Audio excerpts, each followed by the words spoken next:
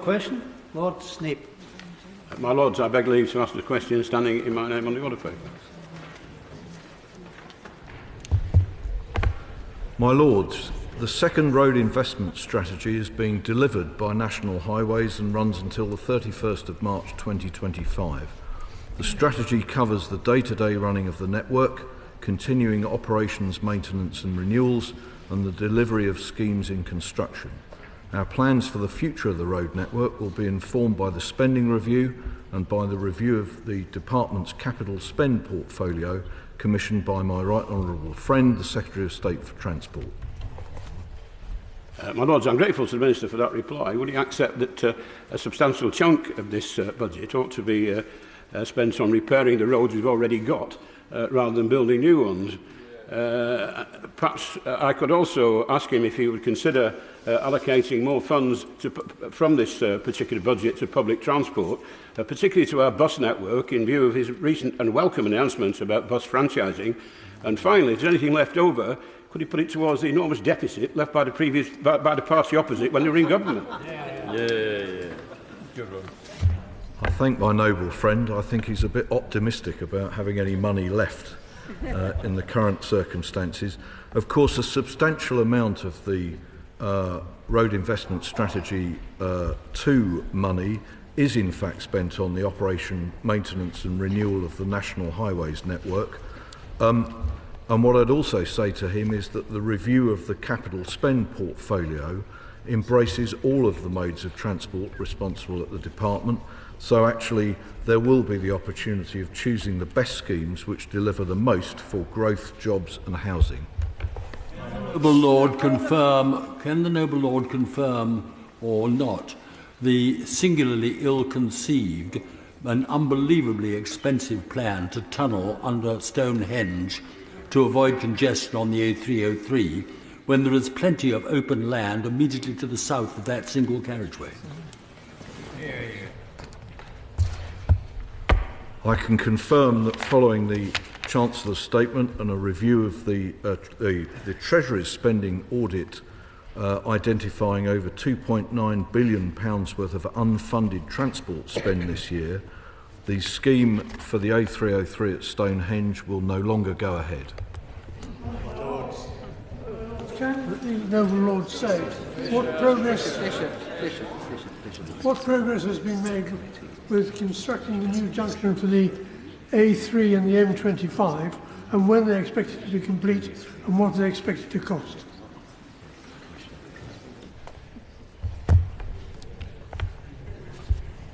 I don't have the precise answer to that question about the M3 and the M25, so I'll be delighted to write to the noble Lord and clarify the questions that he's asked. My Lords, the answers we've had so far, which are welcome, refer to future strategy in terms of economics and finance, but there is another element which this government has built into its programme, which is making long-term decisions. And can I ask the noble Lord the Minister, is any future road strategy being looked at holistically in relation to public transport development, because they cannot run in separate grooves? The way in which the road investment strategy works, the Infrastructure Act 2015 requires a road investment strategy known as RIS to the initiated to be set. This road investment strategy, as I said, expires in March 2025. We might normally have expected to see the publication of a draft road investment strategy 3 for the period between 2025 and the 5 years beyond it to have been published by the previous government, but in fact it wasn't. So we are now required to do that, and the government will in due course do just that.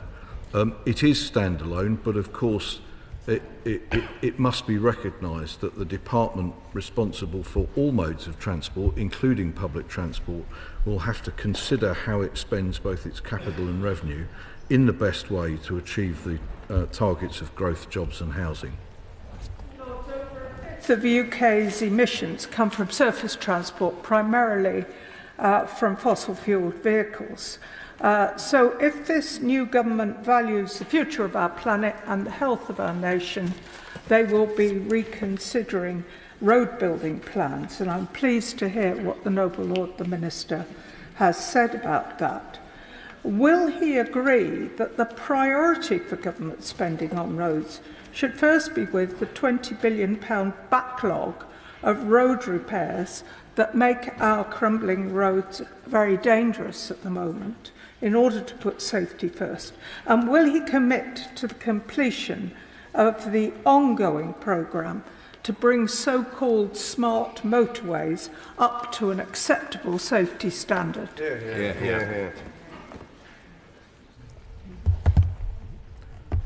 So the point about emissions and the environment will of course be covered by the capital spend portfolio review. To deal with potholes, which is I think one of the major parts of what the Noble Baroness was referring to, the state of the roads is pretty disgraceful, and the government is committed to do far more on filling potholes and making roads safe than the previous government. There will be no more smart motorways, and my understanding is that the programme to modify those that have already been installed will be completed. My Lords, I welcome the Noble Lord's admission that road transport contributes to growth, jobs and housing. But when one looks throughout the country, wherever one sees the Labour Party in power, be it in Wales, in London, in many local authorities, what one sees is increasing costs and restrictions being imposed on the motorist, many of them on people felt most deeply by working people who are struggling to make ends meet. Can I ask my noble friend, does his welcome statement today about the value of road transport mean that Labour's war on the motorist is now at an end?